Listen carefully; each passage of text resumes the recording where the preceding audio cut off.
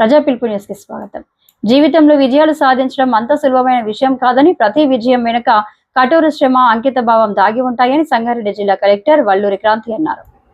సంగారెడ్డి జిల్లా పటాన్చెరు నియోజకవర్గం పరిధిలోని జిఎంఆర్ కన్వెన్షన్ సెంటర్లో స్థానిక శాసనసభ్యులు గూడెం మహిపాల్ రెడ్డి ఆధ్వర్యంలో ఏర్పాటు చేసిన 10వ తరగతి పరీక్షలో అత్యధిక మార్కులు సాధించిన విద్యార్థులకు నగదు పురస్కారాలు పంపిణీ కార్యక్రమానికి నిర్వహించారు. ఈ కార్యక్రమానికి ముఖ్య అతిథులుగా సంగారెడ్డి జిల్లా కలెక్టర్ వల్లూరి క్రాంతి, జిల్లా ఎస్పీ పార్థిష్ పంకజ్, జిల్లా విద్యాశాఖ అధికారి వెంకటేశ్వర్లు హాజరై విద్యార్థులకు నగదు పురస్కారాలను అందజేశారు. ఈ సందర్భంగా వారు మాట్లాడుతూ విద్య ద్వారానే వికాసం సాధ్యమవుతుందన్నారు. నేడు అన్ని రంగాల్లో ఉన్నతులుగా ఉన్న వ్యక్తులు కష్టపడి చదివి క్రమశిక్షణతో పైకి వచ్చిన వారే అన్నారు. విద్యార్థి దశ నుంచి ఉత్తమమైన జీవన విధానాన్ని అలవాటు చేసుకోవాలని వారు సూచించారు. అనంతరం స్కూల్ యాజమాన్యాలు అందరూ కలిసి ఇంత చక్కటి కార్యక్రమాన్ని నిర్వహించిన ఎమ్మెల్యే గూడెం మహిపాల్ రెడ్డికి శుభాకాంక్షలు తెలియజేస్తూ ఘనంగా సత్కరించారు. ఈ కార్యక్రమంలో పలు మండలాల ఎంఈఓలు, స్థానిక ప్రజాప్రతినిధులు, అధికారులు, విద్యా సంస్థల ప్రతినిధులు, ఉపాధ్యాయులు, విద్యార్థులు పాల్గొన్నారు.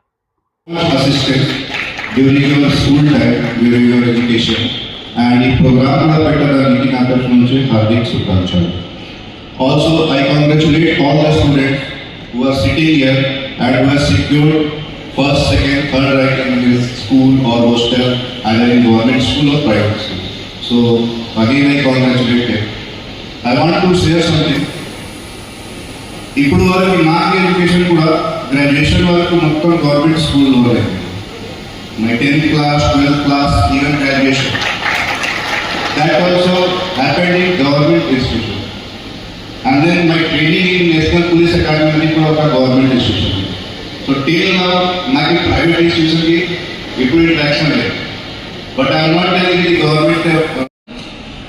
Deputy Commissioner GHMC, వేదిక మీద ఉన్న ప్రజాప్రతినిధులు, అధికారులు, అలానే ఇక్కడికి వచ్చేసిన teachers, parents, meritorious students, media మిత్రులు అందరికీ కూడా పేరు పేరు హృదయపూర్వక నమస్కారాలు తెలియజేస్తున్నాను. నేను ఒక మంచి కార్యక్రమం మనము గౌరవ ఎమ్మెల్యే గారి సారథ్యంలో చేసుకుంటున్నాము. నేను ఎమ్మెల్యే గారు కాల్ చేసి మా నియోజకవర్గంలో ఉన్న మెరిటోరియస్ స్టూడెంట్స్ అందరినీ కూడా 9 లక్షల నగదు బహుమతి ఇవ్వాలనుకుంటున్నాను. మీరు తప్పకుండా రావాలి, మా చిన్నారులను మీరు వచ్చి ఎంకరేజ్ చేయాలి అని చెప్పాలని నాకు చాలా సంతోషం అనిపించింది.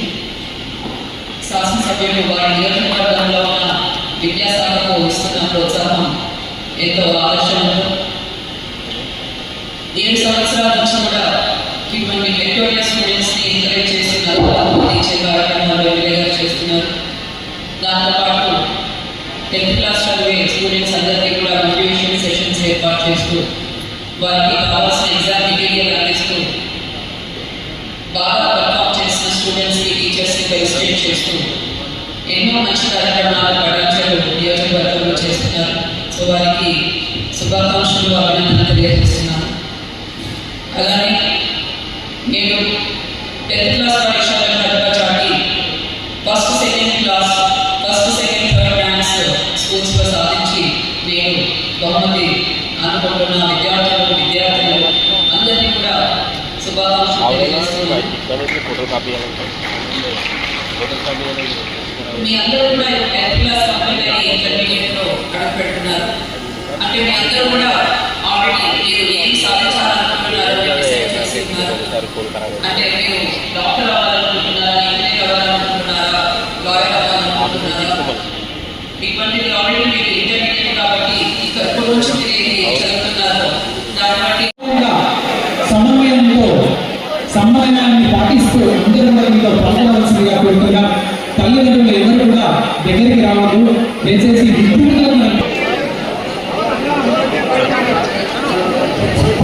ప్రింట్ మీడియా, ఎలక్ట్రానిక్ మీడియా మిత్రులందరూ కూడా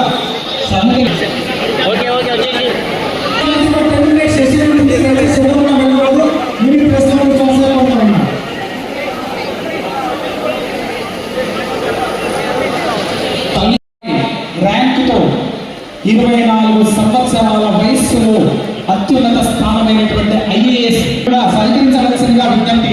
ముందుగా గుమ్మడి మండలానికి సంబంధించినటువంటి ప్రభుత్వ పాఠశాల విద్యార్థులు రావాల్సిందిగా కోరుతున్నారు. వారి అనంతరం గుమ్మడి మండలం క్యాష్ అవార్డు ఇవ్వడం జరుగుతుంది. First prize money prize 3000, second prize money prize 2000, third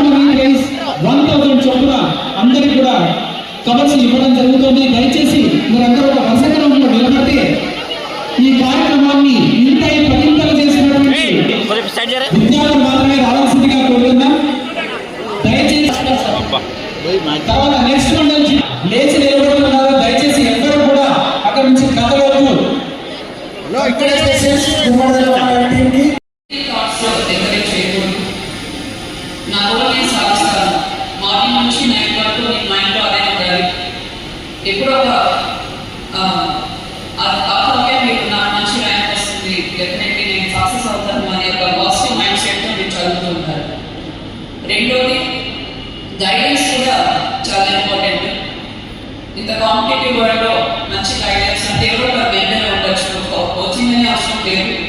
ఇప్పుడు ఆఫ్లైన్ కూడా మనం ఇంట్లో కూర్చొని కూడా మనము చాలా మనకు ఇన్ఫర్మేషన్ అందుబాటులో ఉంటుంది. సో గైడెన్స్ ఆల్రెడీ సక్సెస్ అయిన వాళ్ళ స్టోరీస్ చదవడం కానీ వాళ్ళు ఏమైనా ప్రిపేర్ అయ్యారు, ఇవన్నీ కూడా మీరు మంచి గైడెన్స్ ఉంటే డెఫినెట్గా మీ సక్సెస్ రేట్ అనేది ఇంప్రూవ్ అవుతుంది.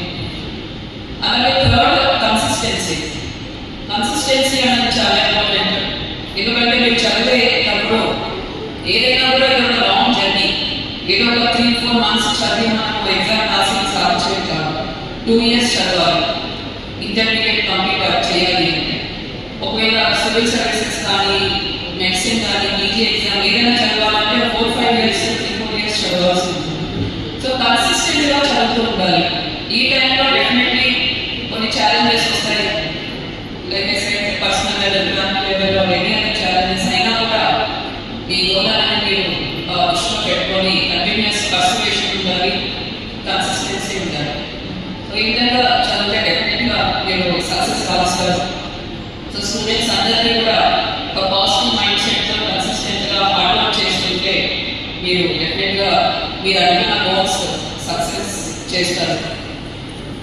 అలానే పేరెంట్స్ అందరికీ కూడా చెప్పేది తప్పకుండా మీ పిల్లలకు మీరు ఎంకరేజ్మెంట్ అనేది ఇవ్వాలి. ఏదైనా సాధించలేకపోతే అప్పుడు ఇంకా ఎక్కువ సపోర్ట్ ఇవ్వాలి. ఎందుకంటే పేరెంట్స్ అనేది కూడా చాలా ఎగ్జామ్ మెటీరియల్ ప్యాడ్స్ కానీ కోచ్లు కానీ పెన్స్ కానీ వారికి 9,700 మందికి అందించడం జరిగింది. మన నియోజకవర్గంలో ప్రభుత్వము ప్రైవేటు హాస్టల్ పిల్లలందరికీ అందించాలన్న ఆలోచనతో అంత మన ప్రాంతంలో కార్మికుల పిల్లలు, ఇండస్ట్రీస్లో పనిచేసిన పిల్లలు, ఒక మినీ భారతదేశం వ్యాప్తంగా ఉన్న తల్లిదండ్రులు ఇక్కడ ఉన్నారు, వారి పిల్లలు ఇక్కడ చదువుతూ ఉన్నారు. వారి కొద్దిగా గొప్ప ప్రోత్సహించి అదన్న మాజీ కార్పొరేటర్ వేదికపై రావాల్సిందిగా మనం చేస్తా ఉన్నారు. ఆలోచనతోటి ఒక 5-6 సంవత్సరాల సంది ప్రోగ్రాం పెట్టుకొని ముందుకు తీసుకొని పోతా ఉన్నాం. మీరు చక్కగా బుద్ధిగా చదువుకొని మీరు ఈ ప్రాంతానికి కాకుండా మన రాష్ట్రానికి కాకుండా యావత్ భారతదేశానికి మీరు సేవలు అందించే కార్యక్రమంలో మీరు మంచి బుద్ధిమంతులుగా చదువుకొని ముందుకు సాగాలని చెప్పి ఈ కార్యక్రమాన్ని ప్రోత్సహిస్తూ ముందుకు తీసుకొని వెళ్తా ఉన్నాం. కాబట్టి ఈరోజు మనం అందరున్న వారు ఒక కలెక్టర్ గారు, నేను అనుకుంటే ఆమె వ్యవసాయ కుటుంబం మీద కుటుంబంలో పెట్టిన వ్యక్తి ఉండొచ్చు. ఒక ఎస్పీ గారు, ఆయన నేను మన ఆఫీస్ పోతే మ్యాథమెటిక్ అగ్రికల్చర్ ఫ్యామిలీ మేము ఇక్కడ బీద కుటుంబంలో ఉంటామని చెప్పడం జరిగింది. నాకు మన మధ్యలో ఒక డాక్టర్ ఉన్నాడు సురేష్ రెడ్డి, బీద కుటుంబంలో పెట్టిన ఒక డాక్టర్ ఆయన డాక్టర్. మన కలెక్టర్ గారు, మన ఎస్పీ గారు ఒక డాక్టర్ గారు లేచి పరిచయం చేసుకో. బీద కుటుంబం ప్రభుత్వ పాఠశాల చదువుకున్న డాక్టర్. మన మధ్యలో మన మండలకు సేవలు అందిస్తున్న సురేష్ డిప్టీ మనకు సేవలు అందిస్తున్నాడు ఇంజనీర్గా. ఎందుకు చెప్తున్నారంటే మీకు ఇంత ఇంట్రడక్షన్ ఎందుకు చెప్తున్నారంటే ఒక కలెక్టర్ ఐఏఎస్ కావాలి, మీరు ఒక ఐపీఎస్ పోలీస్ ఆఫీసర్ కావాలి, ఒక డాక్టర్ కావాలి, ఒక ఇంజనీర్ కావాలి, ఒక సైంటిస్ట్ కావాలి, ఒక ఆర్మీ కావాలి. మీరు పట్టుదలతో ఇంతకుముందు సినిమా చెప్పినట్టు చాలా చక్కటి విషయాలు ఇప్పుడు జరుగుతున్న యువత ఎటు మొగ్గు చూపుతున్నారు, ఎటువైపు వెళ్తున్నారని ఆలోచనతో చెప్పడం జరిగింది. ఆయన చప్పట్లు కొట్టడానికి నవ్వడానికి చెప్పలేదు, ఆలోచన విధానాన్ని మార్చుకోవడానికి చెప్పడం జరిగింది. కాబట్టి మీ తల్లిదండ్రులు మీకు రోజువారీ మీ టీచర్లతో గడుపుతున్న సమయాన్ని మీ టీచర్ల నమ్మకాన్ని వమ్ము చేయకుండా పెడదారి పట్టకుండా మీరు చక్కగా బుద్ధిగా చదువుకొని విద్యావంతులు బుద్ధిమంతులు ఈ ప్రాంతానికి సేవలు అందియాలని చెప్పి, భారతదేశానికి సేవలు అందియాలని చెప్పి నేను భగవంతుని కోరుతా ఉన్నా. ఆ విధంగా మీరందరూ తప్పకుండా మన పటంచెరు నియోజకవర్గ స్థాయిలో ఉన్న ప్రభుత్వ పాఠశాలలు కానీ, ప్రైవేట్ పాఠశాలలు కానీ, రెసిడెన్షియల్ స్కూల్స్ కానీ, మోడల్ స్కూల్స్ కానీ, హాస్టల్స్ కానీ వీళ్ళంతా చదువుకున్న వారంతా బీదవారి పిల్లలే. కాబట్టి ఆలోచనతో మీరు ఈ సమయం అనేది చాలా యాక్సిడెంట్ స్టేజ్, ఇది ఎటువంటి అక్కడ ఆలోచనతో ముందుకు వెళ్తూ ఉంటాం.